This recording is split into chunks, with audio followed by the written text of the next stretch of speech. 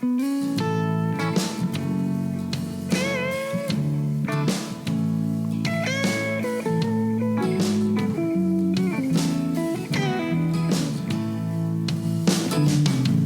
these Biloxi blues, it happens every night. And I ain't never met a riverboat dealer that I have not. be a friend of mine. It's never happened. The summer heat never treats me kind. I've also never met a Louisiana redfish in November. That was my friend. I'll just tell you. Not this week. This highway. All right, we got to jump into it. We got to jump into it right here because we have two very special guests. One is right here to my right, my own flesh and blood, Hudson Dunkin. What's up, HLD? Nothing. In the Low Budget Live Bar and Grill studio. Talk right into that microphone. Tell everybody what's up. Sup. Sup, he says. And now we're going right into this. We got a lot to cover, but we're going right now. We are calling the man, the myth, who's fixing to get on an airplane, BP, Brandon Palaniuk. What is happening? What's up, buddy? I mean, I know this is just when the stars align, you've got to do a Low Budget Live. That's I don't think that that's on a T-shirt or anything yet, but it might be. It might be. It probably should be. So, Brandon Palaniuk, real quick, he is in the airport. He is going to Ohio, and he has a very bum hand. That's true. Was that a good intro? I didn't say Bassmaster champion, BPT superstar, YouTube sensation. I just said he's got a bum hand. The dude with a bum hand in the airport. That's my kind of intro right there. Do you get recognized in the airport? Every once in a while, randomly. I figure that's got to happen some. Thing. Really? Yeah. Well, I won't. Not very often. Well, I have a feeling that it happens more than people realize to a lot of fishermen. I know I randomly get it sometimes, and it blows my mind every time it happens. And I'm definitely not a Brandon Palaniuk to say. You're a very recognizable person. Well, I don't know about that. I'll tell you what I am right now. I'm a little overweight. I'm a little overweight, and I'm hairier than normal, so I'm recognizable as Yogi Bear. That's what my youngest has been telling me. But so, dude, you're headed to Ohio hunting. I've noticed this off season and in the last few years, like you've really stepped up, especially on social media, with sharing your off season experiences and your hunting experiences, which I love because everything you throw out there is awesome to watch. But tell me how you injured your hand. And I'll put a picture up right here so you can see the nastiness that is. And I don't do well with these kind of injuries. So just looking at that has driven me crazy. But tell us. Graphic images coming up for everyone. Graphic images. Tell me, how did this go down? So, well, I had some buddies at my house, and we were just shooting a little bit of content for an up-and-coming company that's about to launch. Ooh. That's called Enduro Sport. And we're just shooting some stuff. And I was like, hey, guys, the lake is 15 minutes down the road. Like, let's just go hop in the boat. We'll just 10 minutes. We'll shoot some pictures. We can come back, and then we'll be good. So we do. We head to the lake. I mean, like, literally 10 minutes on the water, shoot a couple shots we need to get, and decide to load up. Because I was going to get prepped. I was supposed to give a speech on Saturday night. So this, just a couple days ago. And I'm loading up my boat, done it thousands of times, right? Do it the exact same time by myself all the time. Back the truck in, hop in the boat, load it up, and I hop off the front of the boat, I tighten it down, and I just got a new truck, and I have the same rear bumper on my truck, but on my Tundra, it had a side step. Mm-hmm. And on this one, it didn't have a side step. And right as I went to step, I realized it. Oh. And so all the weight was on my right foot, and I had nowhere to go with my left foot. And so I tried to catch myself. And as I tried to regain my balance, my right foot slipped off. So I headed straight back toward the water and the boat. And like the most random thing ever, my hand landed on the two forks that stabilize your trolling motor shaft when it's still. Yes, those little black, those little, yes. Yes. Yep. Yeah. So they're a rounded piece of plastic. Yeah, just injection molded. Yeah. It's not even a sharp object. You couldn't cut your finger on it if you wanted to. And I guess just all the weight, because, I'm a little bit overweight and a little hairier than normal too right now. So just that extra couple pounds of force just drove that thing right through my hand. Oh my gosh. It's one of those things that it happens so quick. You don't really realize. You're like, oh gosh, my hand hurt. Like, I tried to grab my boat. I fell in the water, Jeez. halfway up my waist, which is, not that deep, but it's pretty, be like below the knee for most people. And it was one of those deals where you look at it and it's not bleeding yet, and you instantly realize that's probably not a good thing. Yes. It's a little bit more than super glue and duct tape is going to take care of here. So, I look at it, I'm like, all right, one of you guys pull my boat out of the water real quick. I've got my Angler Aid box in the back. Like, I haven't even fully loaded my boat yet. Yeah, just got it. New boat. Yeah, just got it. It's the third time I've had it out. And I'm like, I know I have my Angler Aid Essentials box in the back. So I grabbed that thing, and all we did is we just threw a bunch of gauze on it, wrapped it up, threw a rubber glove over my hand so I wouldn't bleed all over the inside of my truck, and then just took off back to the house. Like, called Tiff, said, hey, start one of the trucks. We're going to have to go to the emergency room or urgent care. So, terrible timing. That happened Saturday, and I'm going to be sitting in a tree stand. Probably when people hear this, I'll be sitting in a tree stand. So you're headed to Ohio to whitetail hunt. That's an archery hunt, I'm guessing? Yeah, it's an archery hunt that I'm doing with Mossy Oak. Right on.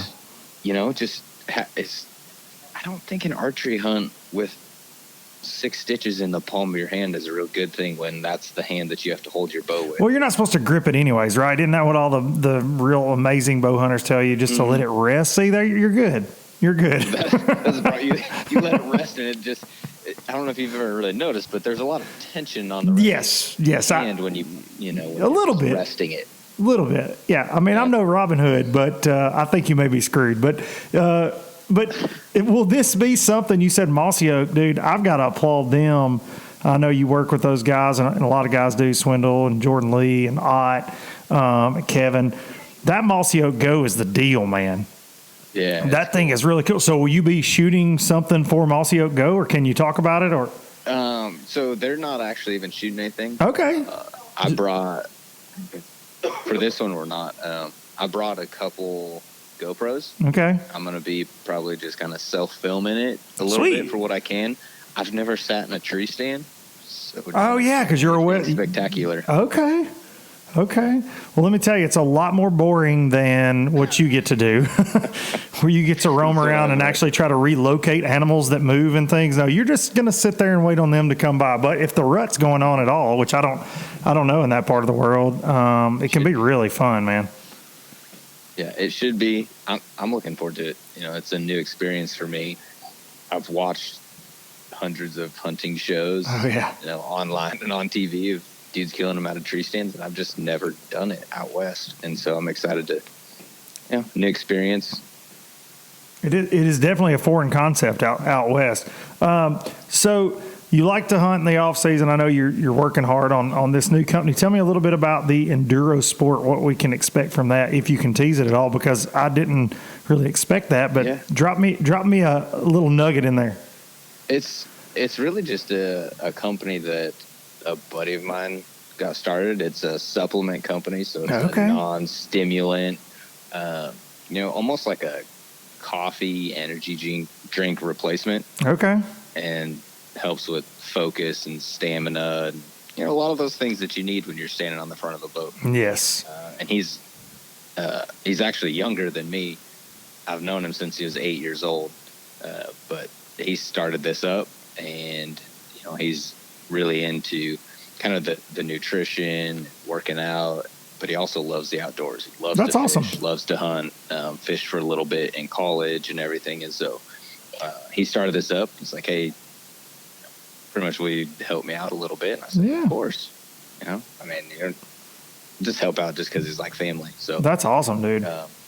and good product, tastes good, and we'll see. I mean, they're supposed to launch here kind of mid-December. Okay. So I'm excited to see what it turns into. Well, if am I guaranteed if I take that daily to lose this little bit of winter coat I got going on right now? I mean, I think that's fair. If you want me to be, I can straight up be one of those thirst trap IG models for weight loss, man. I can go shirtless a couple times if it's necessary to get enduro sport on the map. I mean, think about it. You get to pass, run it by your buddy. Get back to me. Shave a logo right in your chest. Well, right in my chest. And, Low Budget Live brought to you by Enduro Sport. And people will be like, isn't that something healthy? Look at this fat guy talking about the fat, hairy guy. I know you got to get on an airplane. Like we put this together, and I really, really appreciate you coming on. I've got my man, my 12-year-old Hudson Dunkin is with me on the podcast right now. Hudson, say what's up to BP. What's up? What's up, Hudson? And Hudson's a BP fan on the YouTubes, and I got a couple quick things. What do you think about this new Instagram update that took away likes? What do you think about that? Isn't that weird? It is very weird. Okay, so I didn't know that was actually an update. I'm glad that you said that. Yes. Because I pulled up on my phone, and I was like, it was like, say a name and others. Yes. So what? Darian, so that's a real health thing, right?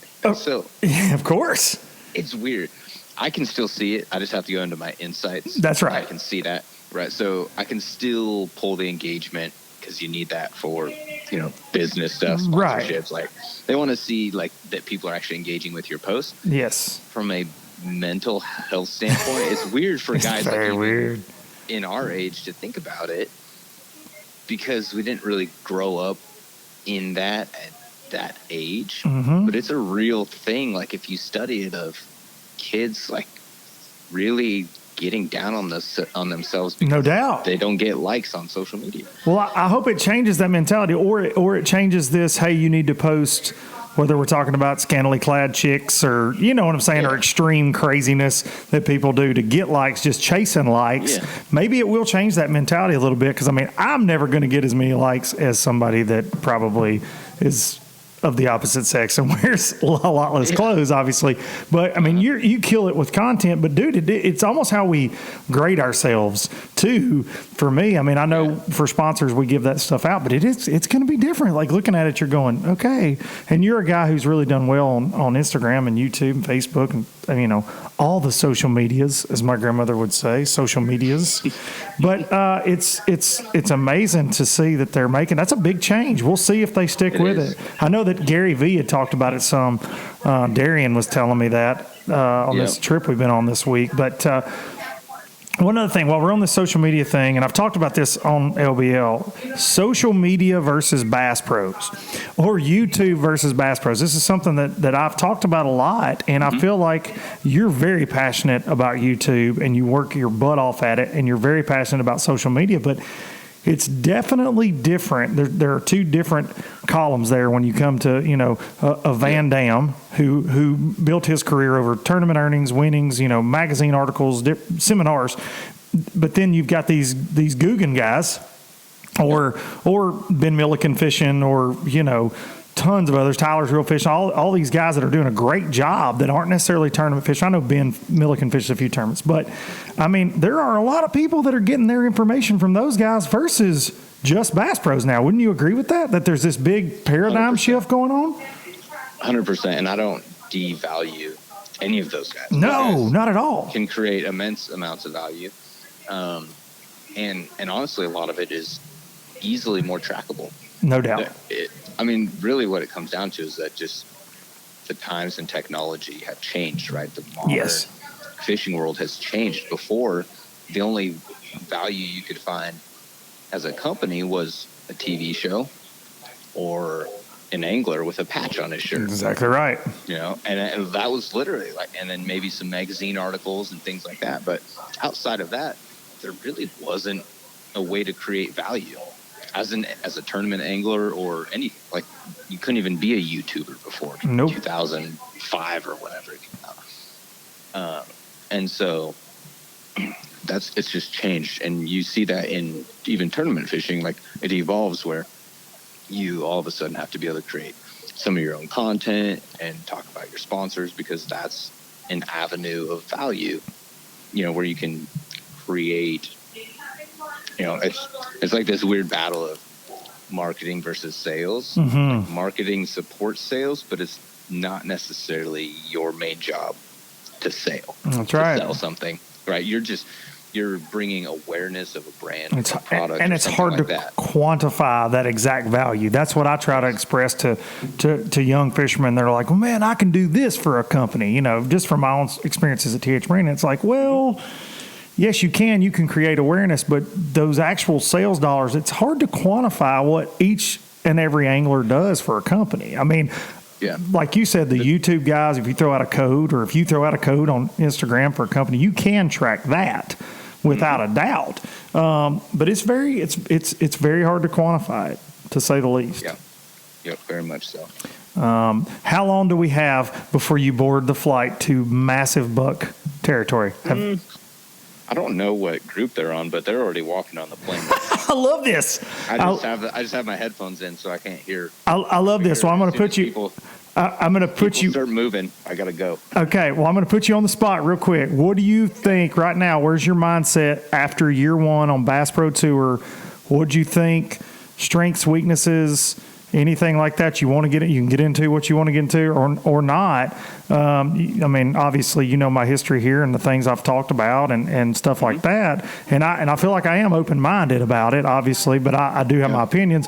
What was Brandon Palaniuk's take year one Bass Pro Tour, not comparing it to anything else you've ever done? What was your takeaway this year for you yourself? You had some success.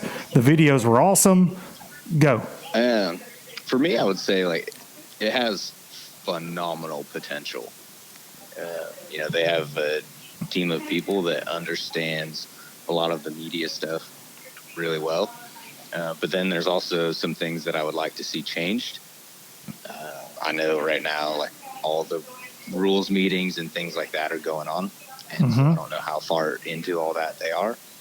But I'm not afraid to say that there are things that I think need to be changed, just to create a better blend of, multiple markets, I guess is probably the best way to say it. Okay, so I take out of that maybe a little change in format or something to change in format, or just something where, I mean, I love the catch, weigh, release aspect of it. Mm-hmm. Nobody can really argue that. No, you can't. No, you can't. You just can't argue it. But there's still things that you can do with that to make it better, I think. Whether it's a 5 fish, 10 fish, a weight reduction. Last year, back in November, I brought up the idea of changing the minimum weight per event. Mm-hmm. I like that. If you go to Table Rock, you can leave it 1 pound or make it 2 pounds. That's right. Because we fished Table Rock twice, and if you would have made it a 2 pound minimum, it would have completely changed the outcome. Absolutely. Hands down, because the first time we went there, I fished Table Rock like I normally would. The second time when we went back, I idled around for 2 days, a day and a half, literally just marking schools of fish. And I knew where the largemouth were set up, I knew where the spots were set up, and I knew where the smallmouth were set up. And I knew which ones had the biggest schools in them. And it just became a numbers game. Wow. So, but there's strategy in that, and there's a hell of a lot of skill in it, dude. 100%. There's a ton of skill in it. It's the same guys caught them that always catch them. I mean, I can't knock the format and never will, and I've argued that on here when I see people going mostly little fish, but I do think that crowd, yes, it's a different skill set. It's a different strategy for each event, and it did take a lot of guys' skills away, but at the same time, not skills, but I should say their repertoire or what made them their namesake. You didn't see Jason Christie flipping a big jig all the time, in a lot of events, but there's no denying, like, the intensity of it. No doubt. Yeah. Like, because you know that everybody has. You feel like you have to. I can't even imagine. Catch them all the time. Yeah. And so that gets tricky. But I think there are some things that could be adjusted to really make it a lot better than what it already is. And I've said that there's so many smart people within that organization, and there's a lot of money behind it that, you know, they'll figure it out.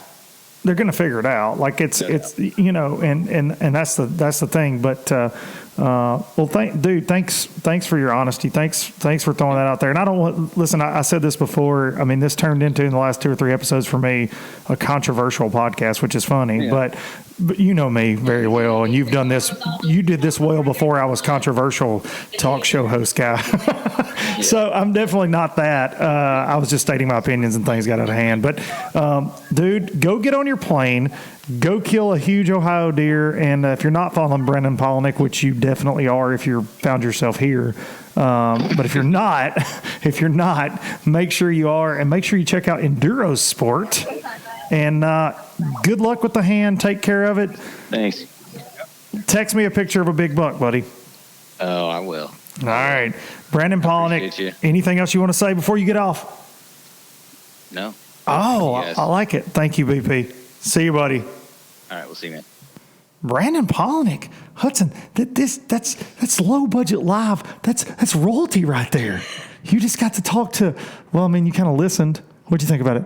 It's cool. It was cool. Brandon Palaniuk is one of the guys in the sport that, you know, just absolutely kills it. And I'm just so proud that he gives us time on LBL from the Low Budget Live Bar and Grill. A lot of people say, Hudson, that there's not a grill in here. Would you agree or disagree with that? There's not a grill in here. Okay. Unless you're hiding it somewhere. No, I'm not really hiding it. It's just more of a bar and grill.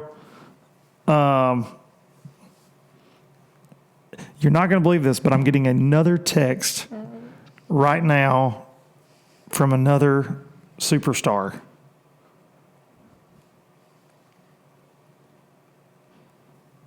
I'll save that one for a second. We'll see what's going to go on. So, HL, how you been? Good.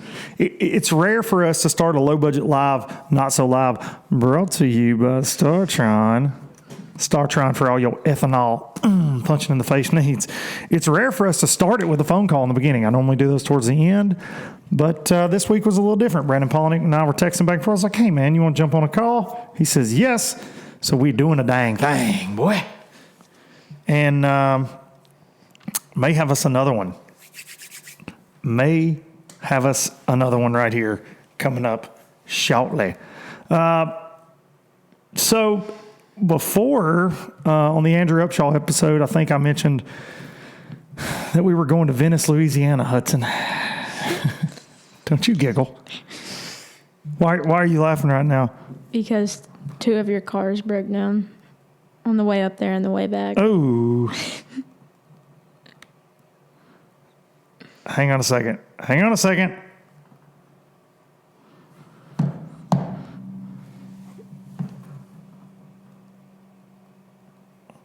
So we've got another special guest that's fixing to call in. Oh. A very special guest that we're just going to go to real quick. We're jumping all over the place. This is too much fun, though. LBL, the little podcast that could. There's a lot to get to. There's a lot to talk about. There's a lot I want to get to, and this Venice trip is one of them, Hudson, so save your smart aleck comments. I don't know where you get that from. I don't know either. But probably me, right? Probably me. Probably from Dad. You probably get your smart aleck from Dad. So I go to, we're getting interrupted right now. Here we go. Ladies and gentlemen, all the way from Florida, John Cox, ladies and gentlemen. Yes. So, John just texted me. He's got just a few minutes. Brandon Palaniuk was on right before you. This is the star-studded episode of Low Budget Live, Not So Live, and y'all are both technically injured right now. I don't know if you've seen Brandon's Instagram, but he almost cut his hand off. I did see that. That was insane. What did he cut it on? He told the story on here. Those two little plastic forks basically that stick up around your Minn Kota trolling motor that lock it into place. Right. He tripped getting out of the boat and landed his hand on that rounded plastic, and it went through his hand.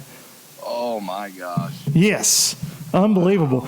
John Cox texted me yesterday that he's a little injured right now too. I am. I went and got neutered. He got neutered. John Cox got neutered. And so, sorry, ladies, it's over.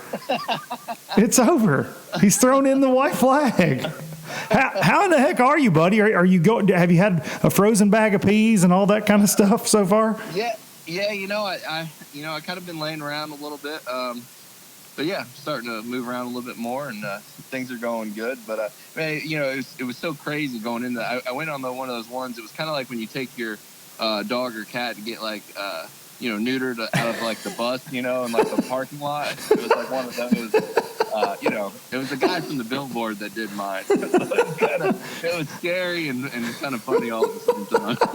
So you just like slip him some cash as you walk in. He's like, yeah. Hey, come here. He's like, don't mind my mom. She's over there in the corner. I tried to put it on the use my business card.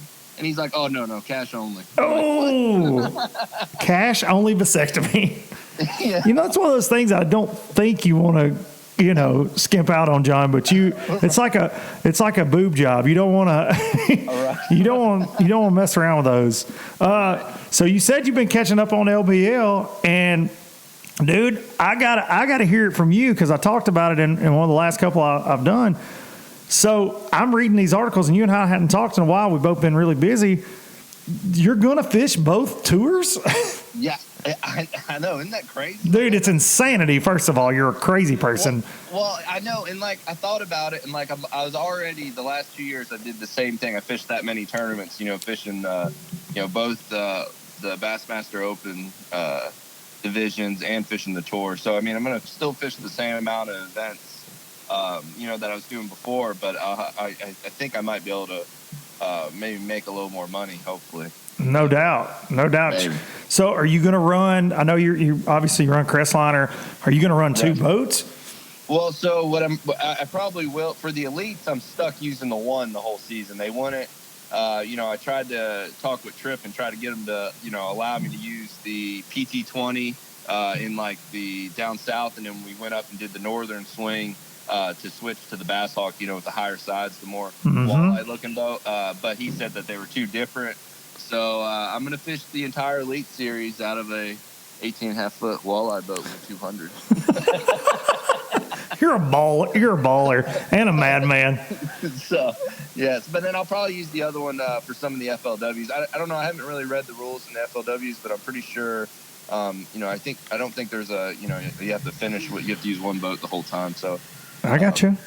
Yeah. And then also, looking at the schedules, it doesn't happen too often where they're kind of all really close, and there's not really, this year, I had 3 boats out, and then I had to borrow a truck, and then I had the other trucks at the other locations because the tournaments were so spread out, back-to-back ones. You did get some frequent flyer miles this year. Right. But now, the way that schedule is, it's pretty I go from Eufaula to Santee Cooper to Hartwell, So wow. It's like those 3 back-to-back. So it's going to be pretty exciting. That's awesome, dude. So, and they don't overlap at all, which is rare. Well, yeah, one of them does. The Cherokee one overlaps with Eufaula. How does that work? Do you go elite that week? I don't really know what the plan is. I think we're gonna, when it gets closer, I'm gonna already be paid for both of them. So when it gets closer, I'm gonna make the call. I got you. Well, and in that situation, with there being no Forcewood Cup this year, I know there's that AOL championship. That probably does weigh in your decision a little bit, I can imagine. Right. Yeah, it does. Which you're already qualified for the Classic because you're, well, no, that would be the next Classic, actually, that you'll be fishing for. I'll be in this year's Classic, the one in Gunnersville. And, so I don't really know what I'll do, when it gets closer. It's going to be hard to not go to Eufaula for the Bassmaster Elites because, it's Lake Eufaula over. Cherokee's a great lake. I just didn't do so hot there last time. Well, I think that I think you're going to win. Let's see. I'm going to predict it right now. Low Budget Live. You're going to win 2 FLW events this year and at least 1 Elite Series and maybe win Angler of the Year in both. I'm calling it right here. Well, it'd be hard to win Angler of the Year if you have to skip an event. Oh, so, yeah, that's right. Yeah. You'll win Angler of the Year, and whichever one you fish every division, you're going to have a chance. Right. So the bass folks, then, because I heard you say you talked to Tripp. I heard last year, I thought that you kind of had to pick the Elite Series last year over anything else. So they're working with you. They want John Cox fishing over there. Well, I don't know what I kind of really thought that they didn't think, that Boyd and them would let me fish FLW and bass, Mm-hmm. and then so they gave me the okay, and then when I started talking with Kathy and Bill and Boyd, and then they gave me the okay to do it. So. It's really weird to hear you say Kathy, Bill, and Boyd. I know. I'll be honest. That's one I never thought we would hear. I don't have a Boyd impression yet, so I can't. Right. I got my Bill Taylor down, but I don't have my Boyd Duckett impression down yet. Right. Geez. So FLW, they say, hey man, we want John Cox here too. So they okayed it. Yeah. Good for them, man. Good for them for not not making you choose. I respect that for sure. Well, that's what my whole thing was. None of they shouldn't be against the anglers. They should No. say, hey, if this guy can, if he can pay all the entry fees, he's got the sponsors behind him, pay everything. We shouldn't say, hey, you can't come, you can't come fish with us. You're fishing the other trail. Absolutely. Doesn't make any sense. Well, that's what I've always said when Bass and FLW would schedule on top of each other in the past. Like, just chill out. Just if a guy wants to risk it, and his physical and mental health and his financial health to go do all of it, freaking let him do it, man. Exactly. But unfortunately, the organizations, they are businesses and they fight. And we've seen that with all this going on. Right. Well, I respect Boyd for letting you letting you do that. That's or not making you choose at least this year, man. Let me ask you this, and I know you got food coming to the table. So in all this, would you have they first announced and they've backed off on a lot of things like the jersey stuff, and I'm going to talk about that in a little bit, but they have backed off of it a little bit, I believe, right? Right. Can you wear your Crestliner jersey all 4 days? That I'm not 100% sure yet. I think that's going to depend on some sponsor things from what maybe. That's what I'm thinking on there. And I think I just think, you look how late we haven't even paid yet. Yeah, we're late. Yeah, it's super late. Everything's so far behind. So I think they're just kind of figuring it out as we go, No doubt. And, so who knows what it's going to be? Are you a fan though? I guess of this. So when they first bought it, they announced this 6-day format. All that. Do you like that everything you catch counts format? I wasn't. I'm not a fan because I haven't done any of it. Right. And I have trouble following it, but also I'm slow and I'm used to. The same thing we've done for the last. But you're a big bass guy too, though, dude. Right. You weigh a lot of really big stringers. I don't catch many, but I was kind of when they did, I was still gonna try to fish them because I'm just curious how bad I would probably do. Some people are like, "Oh man, you do great," and I'm like, "Man, I don't." My good days, I might catch 10 fish the entire day. And I was like, "Oh, I killed them today," but. So I kind of wanted to just sample it some just to because a lot of the younger guys seem like they're into that. No doubt. I'm talking like the guys anywhere from like middle school to like maybe some of the newer college guys, they're really into that format. Well, that's what they grew up with, though. You know what I'm saying? Right. Exactly. Yeah. What they've been watching. So like I did want to get a little taste of it to try it, but I just don't. I think. As a money-making standpoint, I don't really know how. Just look at some of the guys that went over that. They're having to completely change what they've done since they've learn to fish, and they're having to completely look at it different. You're having to practice different. You have to just be completely in a different mindset. I mean, you cannot in that format. There's no sitting down and chugging a Coke and eating a pack of crackers and try to regroup. Well, see, I'm out then. I don't want to fish it. If I can't drink a Coke, I'm all about boat snacks. Yeah, I mean, there's no time to regroup or try to reset the day. I mean, it is wide open the entire time. And I don't know, like I like catching my fish and trying to be done by like 11 or 12 and then try to find something for the next day. Are you saying you always beat me by 11 o'clock every day? Because you always beat me. But now that I know you do it in a half a day, I'm really mad.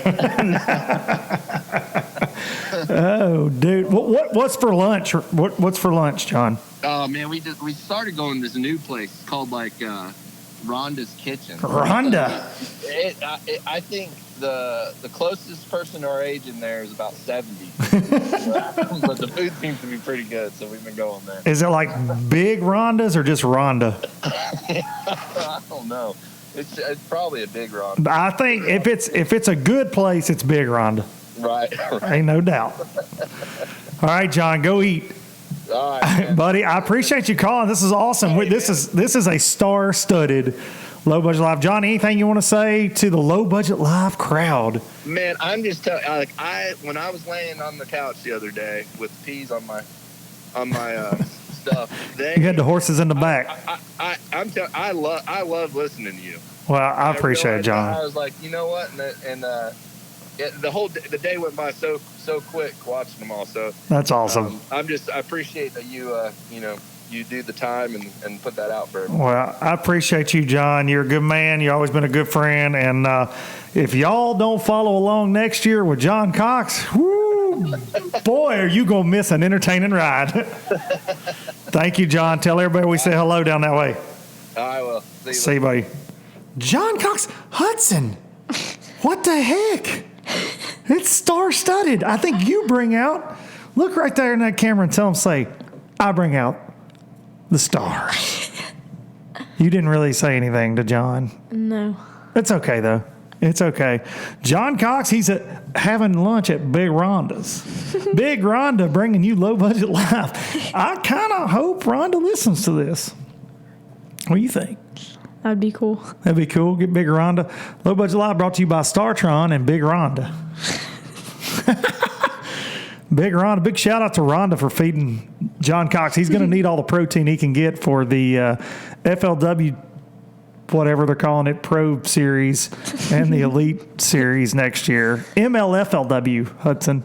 It's not FLW anymore. It's MLFLW. Can you say that 3 times? Say MLFLW. No.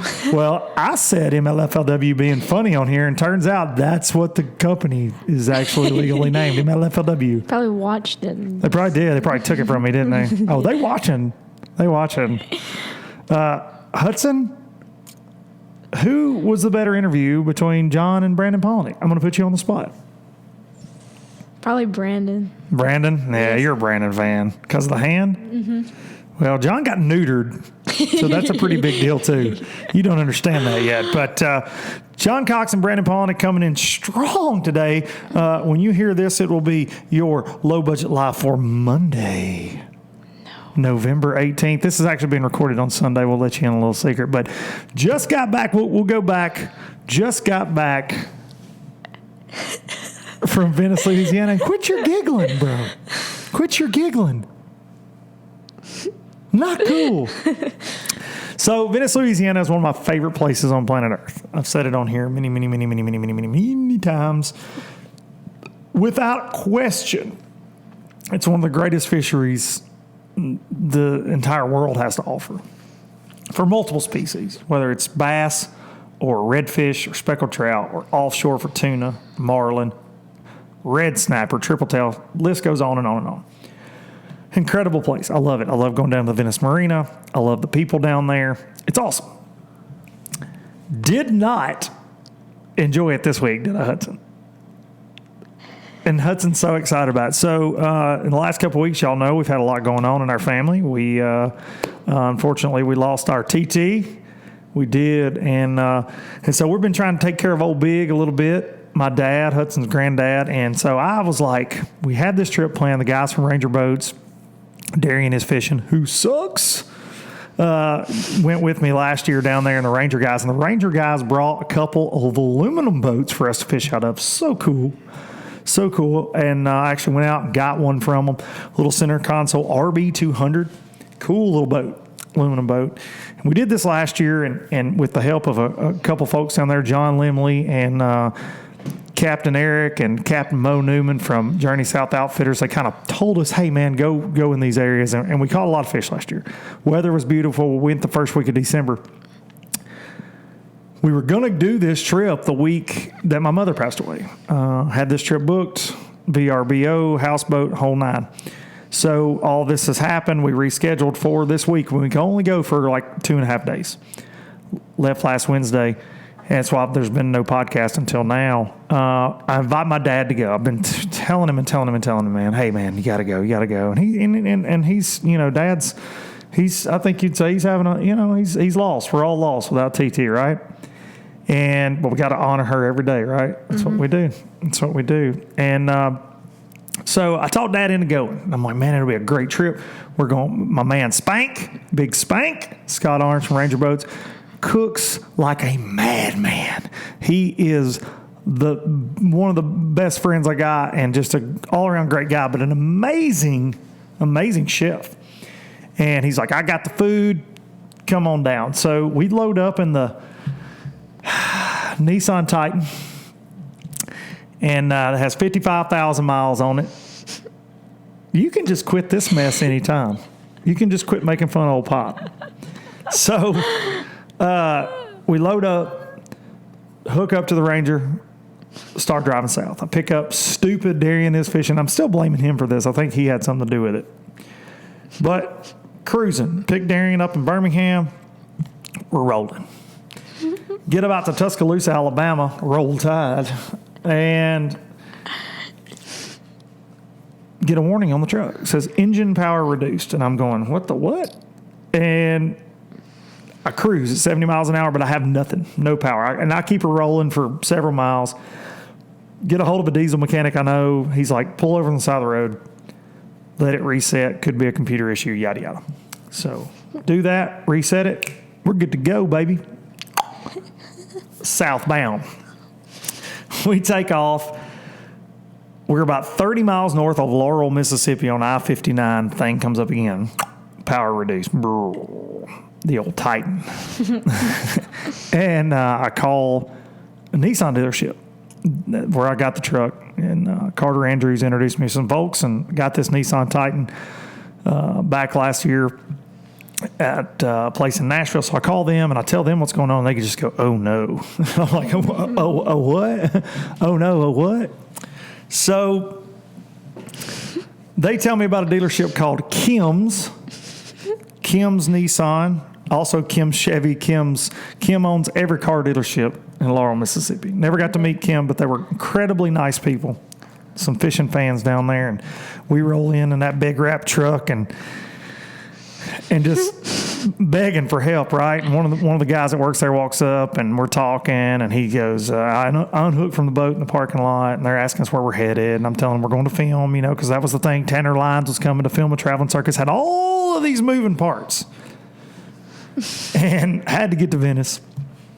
And he's like, ooh, that don't sound good. And it was making this horrible noise when we got out of it down there and had it running. It was some kind of fuel pump. There's like 2 pumps on this thing. Anyways, I'm not a mechanic. I thought it was the rotator splint. Looks like your rotator splint's bad, Hudson. But anyways, we're sitting there. They're checking it out. They come in. Service manager goes, hey, man, I got bad news. And I'm like, okay, what's that? He says, it's going to be 5 days to get a part. Insert sad music right here. Womp, womp, womp, womp, womp, womp. And normally I say, it was worth it. But it was getting to the point it was not worth it. And Darian also has another saying where he says, sometimes you just got to give up. This was one of those give up moments. But he's like, it's going to be 5 days. I said, well, man, do y'all have anything I can drive? No, not really. Lot full of cars. But I totally understand it because we're pulling a boat. So he's like, call Enterprise Rental. Call them. We ain't going to let you pull a boat with an Enterprise rental car. Like, excuse me, what? Yeah, not happening. All the other guys on this trip are coming from different directions, and they're pulling boats as well. So, nobody can really bail us out. We even call a U-Haul to try to get a sweet U-Haul truck. And nothing whatsoever. So I'm calling my buddies up here at Heritage Automotive in Lawrenceburg, a Chevy dealership, like, hey, buy a truck from these guys and sell it to me or something. Like, I'm ready to buy a truck. Like, I'm just over it, and I got a truckload of stuff, and I'm just ready to never see the Nissan again. I'm so mad. And so my dad suggests, Marty D says, you should call, like, if we can find a locally ran, not franchise rental car place, we can get a rental car. Maybe they got a truck. So we start calling. We find this place. I forget the name of it now. I'll remember it before the end of the week, trust me. But they had a Suburban. Suburban. One car. One car. So me and D Money, me and Darian, we jump in a shuttle bus with a nice gentleman from Kim's dealership. Takes us to this place, and we pull up, and it's Herman's Garage. So it's a mechanic, and they got a little rental car business, and they got a 2017 gray Suburban all shined up sitting there waiting on us. Dude, it was baller. It was nice, and we're like, on the road again. We're ready, We're ready. And fly back to the dealership, get all of our stuff, take off to Venice, get there about 10 o'clock at night. On the heels of what can only be described as one of the worst cold fronts to hit Venice this year. Arctic blast, if you will. Day one brings 48-degree weather. This will all be documented on the Traveling Circus, but I just wanted to let you people know where I'm at mentally right now. Why I'm all over the place more than normal. 48 degrees and rain the first day is why my dad, hey, Dad, come on down. Let's go to Venice. Got my camera guy. Me and Tanner were going out, and I swear, we run up in the marsh. Second cast, I catch an 8-pound redfish on a spinnerbait. Boom! And I turn around, look at Dad, look at the camera, and I said, this is what it's all about. And this erases all the bad. That was the last bite we had that day. Cold rain. But in that time, Spank and Darian are in another boat. Their battery dies. Their cranking battery dies in the middle of the marsh. And we try towing them out. It's forever. So I said, forget it. Let's call. We had another buddy of ours, Mr. Jimmy Wallace, Ranger Boats. Jimmy was with us. So we called Jimmy. Jimmy's not with us. He's fishing in another area. We're like, Jimmy, I need some help. I need you to bring us a battery. So I'm going to drop you a waypoint. About an hour and a half after we dropped said waypoint, Jimmy sends me a text, said, y'all ain't here. And I am where here is. I'm there, right? I'm here. Jimmy, you're not where we are. So never finds us. We finally take off, me and Dad and Tanner, and we leave Darian and Spank in the marsh, and we go get a battery. Jimmy was at the houseboat having a sandwich and had taken the truck battery out of his truck. We load it up, take it to Spank. They come in, start having some cocktails and just, and Dad and I go back out and just fish our butts off till dark, never catch any. So day two, more of the same, except it's blowing 25 out of the north. It's about 40 degrees. It's frigid. Nowhere to get out of it. And we struggled till about lunch and made a little change and got in an area and caught 5 or 6 and lost one of the biggest redfish I've ever seen on camera. And Dad caught a really nice one, and we had fun. We came back in to Spank and had a big spread of shrimps and steak and burgers and whatever. We had a good time. But fast forward a little bit. So we're like, you know what? We're coming back next year. We love Venice. And can I come next year? You can come next year. Maybe you'll bring us some better luck. Okay. We're gonna go in the summertime next year, I think. Okay. And we're gonna go. But anyways, we're coming back up the road yesterday in my rental Suburban. My truck's still in Laurel, Mississippi, 5 hours from where I live. I got to go back and get it. Got some TH stuff to do this week, so I can't just stay in Laurel. So we get to Birmingham. drop off stupid Darien. And as we're driving away from Darien, I hear this noise. It can only be described as this. Something like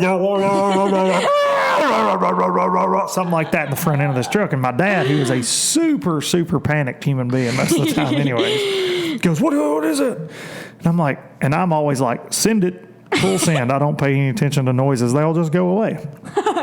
So we pull over, we look at it because what do we know, whatever, and take off up the interstate. Dude, I'm driving like 70. I said, we got to get closer to home. Getting closer to home. If this thing falls apart, screw it. At least we'll be closer to home. The triple threat, Marissa D can come and get us, hook it up to her, hook this boat up to her car, whatever. So we sent it. 20 miles from the house. Whatever is going on in the front end of this thing locks up the right front tire, me running about 45 coming up a hill. Insanity. If this would have happened on the interstate, we wouldn't be having this conversation. So to gripe about all the bad luck, I'm very lucky. And Dad, we are very lucky. We had a guardian angel, and we know who that was. But we were very, very, very, very lucky. Very lucky. Got over on the side of the road, but to end the day, the rental car got towed away on a wrecker. Marissa came to get us. We brought the boat home, and the rental Chevrolet that I was going to take back to Mississippi that I paid $800 for is now sitting at a car lot, Heritage Automotive Chevy dealership service center in Lawrenceburg, Tennessee, hoping to be evaluated tomorrow morning. You can't make this up, folks. You can't make this up. And I'm starting to think maybe it's MLFLW. What happened? They cut my brake line, maybe. Didn't you tell us like last night that he had to have it back by Wednesday because another person was going to rent it on Thursday? Yeah. Another guy, he's like, got to have this back by Thursday afternoon. My truck might not even be ready on Wednesday. It's going to be closed. But yeah, buddy, that's what he told me. So to say the least, the Venice trip was buck wild. I mean, cold, but Venice is awesome. The people are awesome, and you can't wait to get back down there. But it was just, Claude, have mercy. You can't make it up. You can't make it up. Hudson, I'm gonna talk just a second here about the fishing industry. Can I do that? I gotta say, and I haven't looked that deep into it because y'all know I don't research anything before I talk about it. But I've been getting some texts, people saying thank you. And I think it's very obvious that MLFLW listened to the old podcasts. I think it's very obvious that sponsors are definitely giving them a little bit of a stiff arm on a lot of things. And I think it's very obvious that they're paying attention to their anglers a little bit because they know if they don't, they're not going to have anybody pay their dumb entry fees. So they loosened up on the jersey restrictions. I don't know to what degree. I just know somewhat. They loosened up on the jersey restrictions, so give it up for them, Hudson. We'll see how long that lasts. But, yeah, it's like, hey, the creepy bearded guy in a van's like, you want this candy? I sure do like to give candy to kids. They're like, I like candy. And then you get in the van, and then it's like, never seen again. So be careful. Be careful. Of course, these guys are awesome. They're letting us pay $40,000 and we get to put our jerseys or have loosened up a little bit. So we'll see, but there's some things going on, huge changes in the industry. But I wanted to say congrats to Gerald Swindle and congrats to Phoenix Boats on landing Gerald Swindle. Gerald has been with Triton for ever. I mean, and he's a super loyal guy. Gerald really stays with sponsors more than any other pro, and he's been super, super, super loyal. But a lot of things have changed. Triton's not the Triton he started with. Obviously, it's been bought out, and White River Marine Group, Johnny Morris and the guys own that now after it was purchased by Ranger. It's a very weird situation. It's definitely not Mr. Earl Bence's company anymore, which is who Gerald started with. So now Gerald is with Gary Klaus and the gang. So congrats to all those guys. I think that's a good fit. Those are good people, make a great boat. And that's a big deal. Some more rumblings going on this week while I've been gone is Skeeter Bass Boats apparently have cut some pro staffers. and some very notable guys that have been with them for a very long time that fish MLFPPT. So not sure if the two are if it's a coincidence that they got cut because of that. These guys are also owners in BPT. So very interesting things going on in this fishing world. And I think there's been a lot of pushback by sponsors, like I said, towards MLFLW. MLFLW. You like say that? I don't You can't do it, can you? No. MLFLW. Say I it. can't say that. Say it. Go for it. Say it one more time. MLFLW. MLFW. I can't say it. We've stumped the sixth grader. I can't say it. Yeah, just, a lot of things going on, Hudson. A lot of things going on. But thank y'all for listening. Hudson appreciates it, don't you, Hudson? Yes. Hudson appreciates it. Hudson loves Low Budget Live. Hudson enjoys getting to do it. Hudson, anything you want to tell the folks out there, right there in that camera, right here on Low Budget Live, about what you got coming up? No, not Where can you really. be found? The JV basketball game Tuesday? Oh, yeah. Tuesday. Do you have a game Tuesday? I think it's Thursday. Thursday? I'm not very sure. You can catch Hudson this season playing for the E.O. Kaufman JV Panthers. Word. I mean, you got to plug your stuff, man. You don't have anything going on? No sponsors you want to thank or anything? No. Do we have any sponsors that we're trying to get? Who do we want to be sponsored by? Nike? Yeah, Nike. Adidas or something? Adidas. American Eagle. American Eagle. That'd be great. I don't know if you've taken one look at me. American Eagle's not sponsoring your fat dad. It's not happening. Maybe they'll sponsor me. All right, American Eagle, if you're listening, Please sponsor holler at your me. boy Hudson. Holler at your boy Hudson. Thank y'all so much for listening. Truly, this is awesome to be able to do this, to be able to have a voice. The feedback has been phenomenal, and I would just like to encourage you, if you do enjoy this on YouTube, I've been doing this for a while, and a lot of the episodes are on iTunes. A lot of the back episodes, go listen to them. Go give them a spin. This is not the first time John Cox and Brandon Palaniuk have been on, and we've got a lot of great guys that have been on. David Dudley and Brad Knight and Todd Castledine, and goodness gracious, way too many to name. Hudson's been on several times. He's kind of a guest host for sure, HLD. But so go back and listen to those. If you enjoy this, go back and listen, man. I've been doing this for quite a while now, and just really, really enjoy it, and got a lot of things coming up that we're going to try to do going forward for Low Budget Live. But just as always, just want to say thank you. Thank you for the questions about my music too. Biloxi Blues is a song that we play on LBL, and it can be found on Spotify. It can be found on iTunes. Go give it a listen. Give that whole Luke Duncan 64 album a listen if you're into that kind of thing. If not, keep listening to whatever garbage you're listening to. You need to make another album. I do need to make another album. We are wearing this one into the dirt. Yeah. And I got lots of songs. I just don't have them, a high quality recording. But thank y'all so much. Hudson, thanks for being my guest. I know you didn't get to talk a lot because your dad runs his mouth. For sure. Your dad runs his mouth. But thank y'all. And we'll see you next week with some Ale.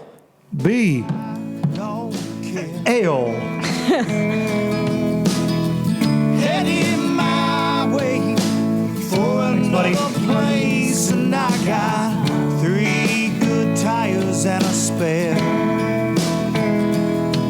Just a white line gypsy getting out of Mississippi with just enough gas to get there.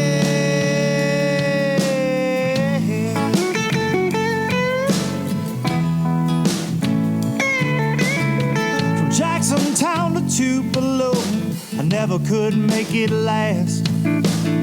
Spanish moss, a Civil War ghost, well, I'm gonna leave them in the past.